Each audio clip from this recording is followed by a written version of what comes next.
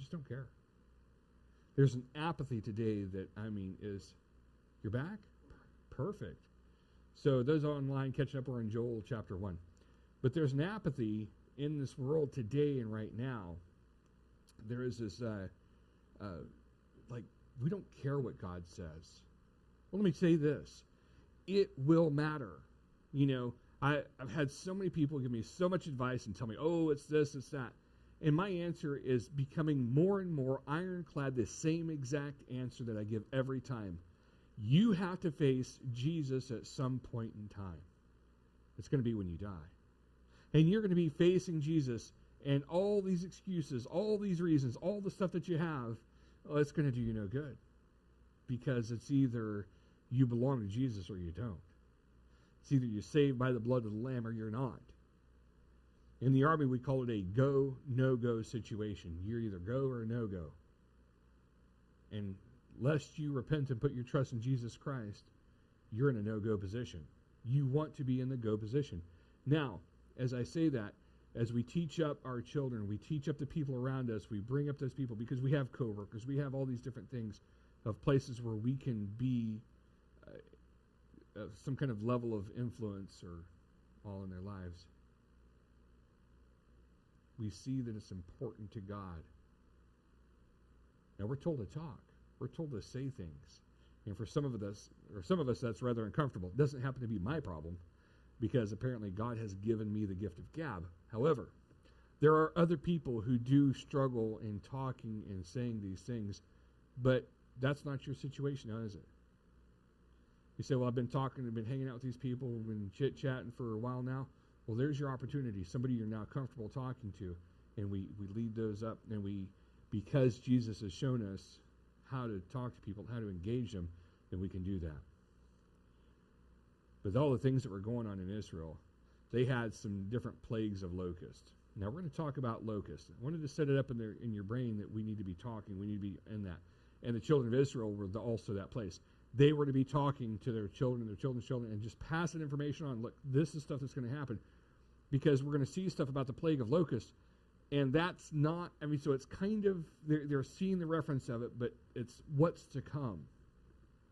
There is coming a time, and you can make the argument whether it be Armageddon or whatever it's going to be, but there is a time when the attacks come against Israel. Is that going to happen? Yes. Why? How do I know that? Well, it's in the Bible. The Bible tells me so. If that's the case, and if they're going to attack in the same kind of a pattern and mindset as locusts, maybe we ought to look and see what's going on. Maybe we should understand that. Locusts are an interesting thing. It's one of the dietary delights of John the Baptist, right? Locusts and honey. But locusts are, you would never eat locusts, would you? I'm with you totally on this one. There is food that you're like, yeah, I don't think so. What's safe to eat? That's fine for someone else, right? Absolutely. Locusts, and you're going to be puzzled by this one because they're an insect, right? They go through different phases and processes, and they can be linked towards things like roaches and things of that sort. They are a plaguing animal, and they are a devouring, well, it's not animal, they're an insect. They're a devouring insect. I don't want to give them something they're not. They're not animals, they're insects, but who in here needs to leave before they can't sleep tonight? I'm sorry. It's not going to be that bad, I know. But locusts are a predator-style insect. Termites will eat the wood of your house. Carpenter ants will eat the wood of your house. Somehow bees, I think he's found bees in that barn who have not, they've burrowed into the wood and stuff. I did not know that happened. Do what? I'm sorry, what? In the garage too? Shocker. Are we shocked yet? No, we're not. And so insects can be very devastating. We have to keep an eye on them. Little red ants will bite you and make you want to cry, right? Well, that's nothing compared to these locusts. Looking down in verse 4. What the cutting locust left, the swarming locust has eaten. What the swarming locust left and what the hopping locust left, the destroying locusts have eaten. You're going to see this kind of a theme that's going on about these different stages of locusts. What? So it probably speaks beyond what we understand commonly as the locust. And I can't say because I'm not the person who studies insects. But there are different types of locusts, there are different types of ants and so on like this. But what we're seeing is an absolute catastrophic damage and destruction of things. But it gets better in verse 5. So we're going to tie this together. You ready? It says, awake, you drunkards, and weep, and wail, all you drinkers of wine, because of the sweet wine, for it is cut off from your mouth. For a nation has come up against my land, powerful and beyond number. Its teeth are lion's teeth, and it has the fangs of a lioness. It has laid to waste my vine and splintered my fig tree. It has stripped off their bark and thrown it down. Their branches are made white. Now, just from that first little bit of a thing, we start to see some things and say, wait a second, there's a problem. This isn't a thing to really talk against drinking or wine, but what you're going to see is these people who have turned that into their focus, they've left God. See, God was over here where they were supposed to be, right? And instead of being all things Jesus, all things God kind of a mindset, they've decided to chase the things of the world.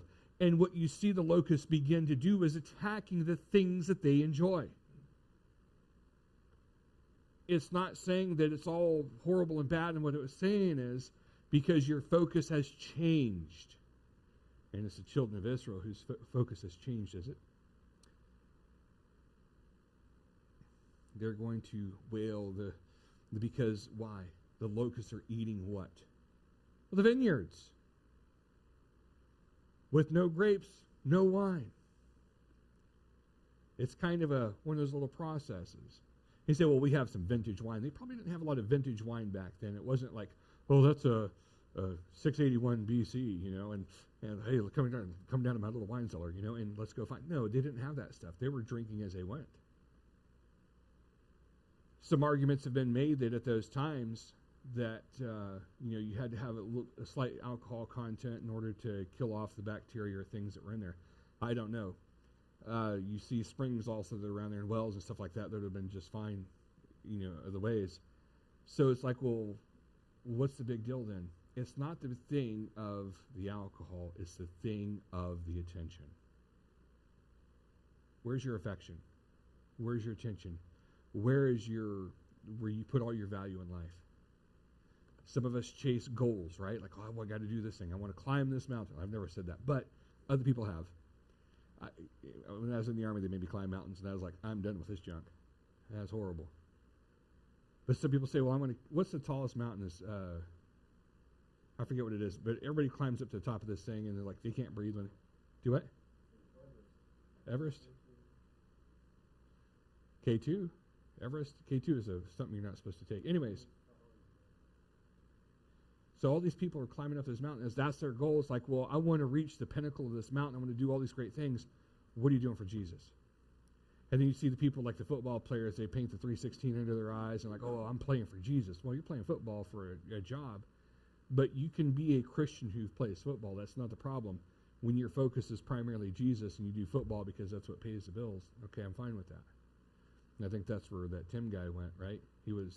Nobody likes him because he's a Christian, but I don't know if he's any good at the game or not. I have no idea, but he's a believer. And so we see those people who are just diamond focused, and they say, I'm going to do this thing or else. I'm going to chase this goal or else. I'm going to chase this kind of lifestyle or else. And things that don't benefit God, things that are not good for your walk with Jesus Christ, are counterproductive and damaging. Now think about just turn on the TV today, and I don't think our TV even turns on anymore. I think it does kind of. But you turn on and see the social media and the YouTubes and the Facebooks and the super short videos that play all the time. What are those things? TikToks. See what people are talking about, what their focus is. There's a design and a desire to make a bottle flip like the water bottle, and if it lands right, everything's super awesome.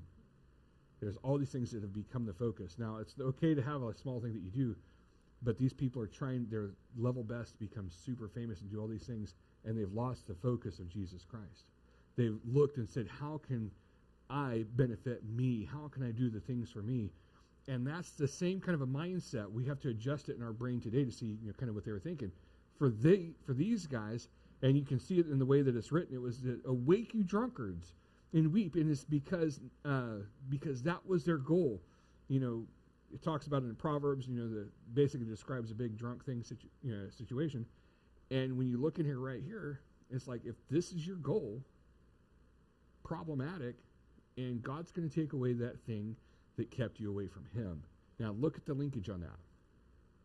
Now right here we're talking about drunkards, but what are we talking about in our lives today? What are the things that take us away from God today? And again, like in my case, I think the biggest hurdle and biggest thing that takes me away from God is my job. My wife would agree, right? And she says it takes you away from me too.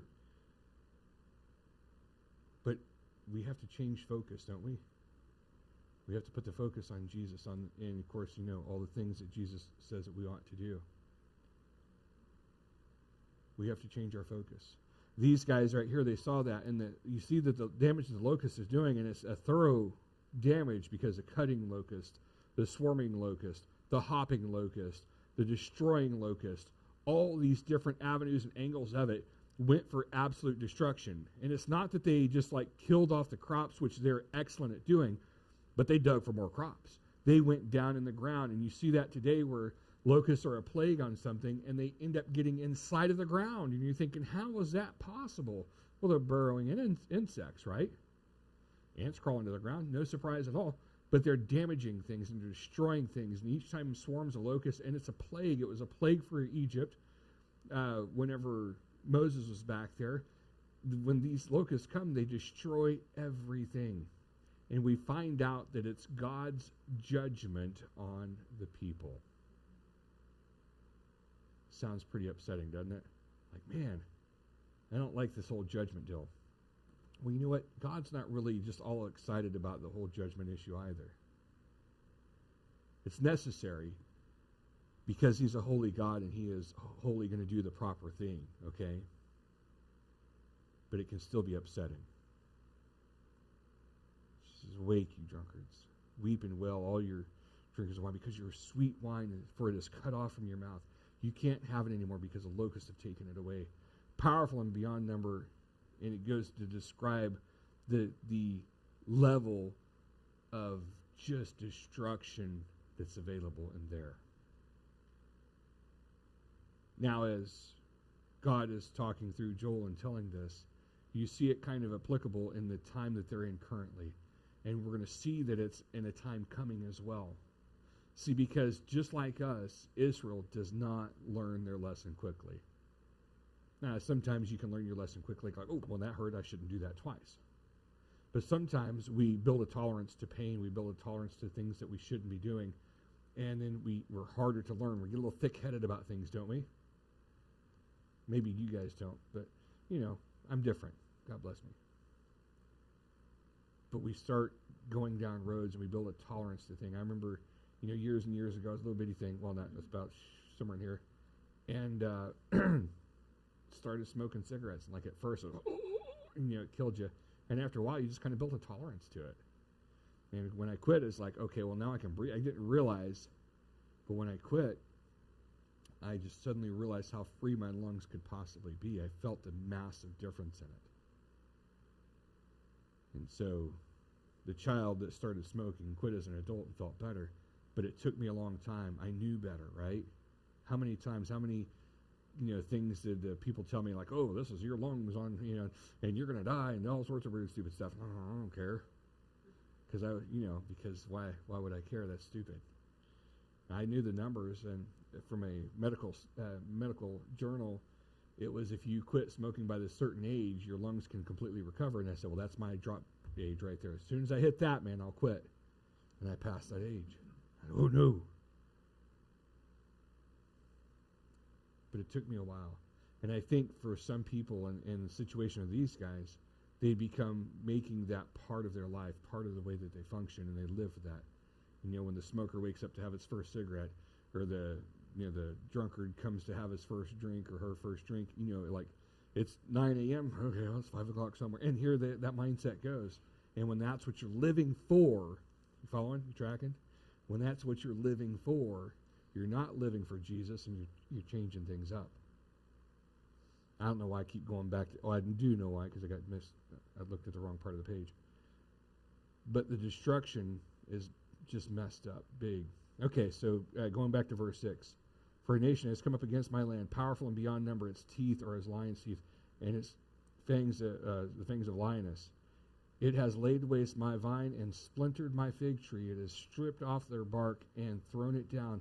Their branches are made white. What was the fig tree of Israel? Or what was the fig tree? It was Israel, right? You remember Jesus discusses the fig tree and how it was not producing fruit and all. So not only are people kind of led astray doing the weird stuff, but it's destroying Israel. Things, whatever it is, the sin and all the things that were going on in life has destroyed Israel. And it is going to be taken care of. Now, here's the interesting side of this. This is not meant for them to be happy by. This is judgment. Now, is it the great tribulation? No, it's not. Is it some great judgment? Well, it's pretty hefty judgment, I'll say that. But look now down in verse 8. It says this. Lament like a virgin, wearing sackcloth, for the bridegroom of her youth. Now, if you just end it right there and think about this, we don't do things the same way today. Back in those days, if you were to be engaged, that was just as good as being married, right? So you are committed, you are betrothed, you're all these different things. And of course, they follow the way they're supposed to be. So you were engaged or betrothed, or however, whatever words you want to use on that one. Basically the same idea. And while you had not consummated the marriage by means of sex, you were dedicated permanently to that person, to the point of, if something happened to destroy the engagement, you would have to get a written divorce. Just for engagement. Not even having married yet, okay? So that tells you the level of how strong and how big it was. So lament like a virgin, wearing sackcloth for the bridegroom of her youth.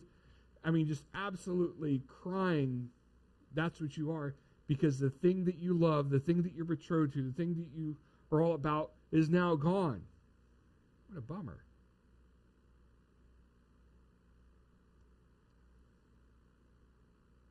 Now, if you think about it, when the locusts come to destroy the land and do all that stuff,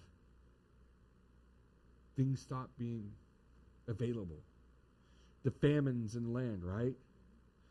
Guess what? If you don't have crops, what don't you have? No corn, no rice. Mexican food just sunk down the river, right? No wheat, no flowers. Flour comes from wheat, but you know what I'm saying? No wheat. Nobody wants soybeans, so get rid of that. But you look at all the different things, and you think, well, wait a second. What else would that affect? Last summer, if you'll recall, it got real dry for a short period of time, and everybody panicked, and what did they do? You saw a line about 2 miles long at the sale barn getting rid of their cattle because we can't feed them. We don't have any hay. We don't have any of this stuff. We're gonna lose big time. And so you saw trailers backed up for miles going to the sale barn, getting rid of their stock. Well, if you don't have food and grain for the animals to eat, it's going to be pretty hard to eat your lamb, your beef. These guys didn't eat pork, but for me, that's important, right? So when the grains, when all that stuff has gone away, it affects everything. Now, here's what's even more interesting. It affects the priests. Listen to this. In verse 9, the grain offering and the drink offering are cut off from the house of the Lord. The priests mourn, the ministers of the Lord. The fields are destroyed, the ground mourns because the grain is destroyed. The wine dries up, the oil languishes. Wait a second. The locust damage isn't isolated to just a few things. It's devastating across the board. None of us in here lived through the Great Depression, right? Is anybody even possible to be alive? They'd be 90 years old if they're born in the Great Depression at this point. But you know somebody who went through the Great Depression. You've met them. How did they live? Oh, they lived real meager like. Like, we ain't going to do that twice. How many people in here right now have a stockpile of toilet paper? More than one package in their house. You don't count because you're staying with somebody. How many people in here have a stockpile of toilet paper or one of those little water squirters in the bottom? We have a stockpile of toilet paper. I've got different kinds of it. And my wife even got me a squirter for the toilet. Why do we do that stuff? Because we saw it all go away. And it caused us to be more cautious of it. And you think, well, who's going to understand that 20 years from now? Let me give you the great example. And I stare you down for a certain reason. Who in here remembers where they were standing, sitting, or watching whenever 2 planes hit 2 buildings in New York? You don't remember that, do you? I wasn't born yet. I know.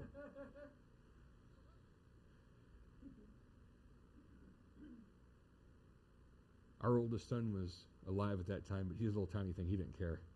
Like, if it wasn't big, shiny, and plastic in front of him, he just wasn't involved in it. And that's okay, because he was like, he was a 1 year old, year and a half when that happened. You know what I'm saying? He wasn't really driving cars yet and stuff like that. He was still a baby. How bad did that impact you? How bad did that hit you? And you say, wait a second. I remember the gas lines and the gas prices jumped super crazy high for a couple of days. And so people are more cautious about things, aren't they? They've gotten nervous at the airport. Now they basically, violate every part of your body, making sure that you're not going there to do heinous things on board the airplane. Because nobody seems to, I don't know, I think it's too far, but that's me. But at the same time, he's like, well, no plane's been hijacked. It kind of works out for me too. What happens is when we see something bad go on, we make differences in our lives. We change the things in our lives. We begin to kind of live differently. And it's up to us at that point then to tell the next generation, hey, guess what? Be mindful of this stuff.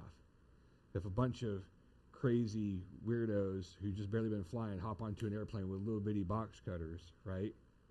That's problematic. We want to keep the box cutters off the airplanes. We want to keep them. Now they got bulletproof doors on the flight deck, so you can't even get to the pilots. Bulletproof door all you want to. They can shoot out the side and make it weird for you anyways. But we've taken all these cautions because of that. And we got to tell the kids, hey, watch out. Buy extra toilet paper. Why do you got to buy extra toilet paper? That's so weird. Have a stockpile of food, not like a massive, some people like, oh yeah, I got, I love that. We can live for 5 years on what we got. That's possible too. I've eaten sea rats from the Vietnam era, so it's like I know they can last. I get that. But you wouldn't be doing that. We wouldn't be doing those things except we've seen bad things come.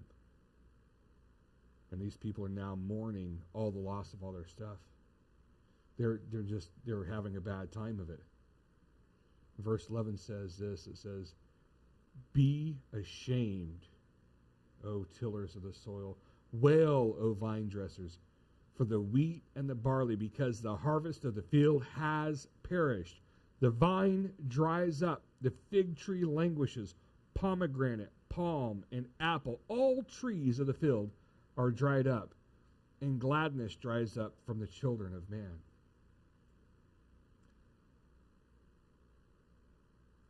Everybody's affected. Without any kind of exception, everyone is affected.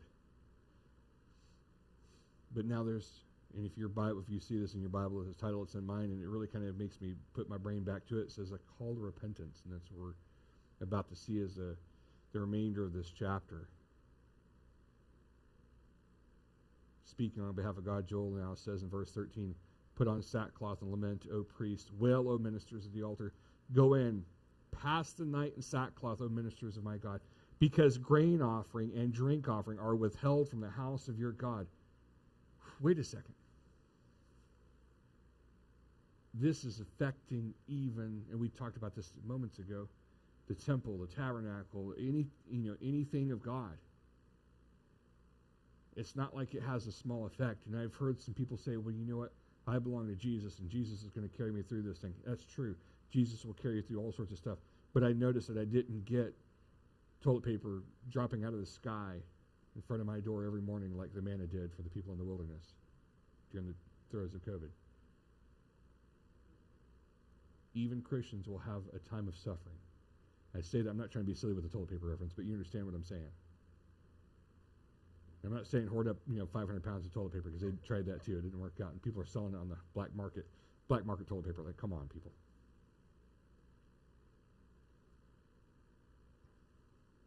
But things that are so devastating, so bad, they affect even the people of God, the priests. Think, well, why isn't God protecting them? Well, he is.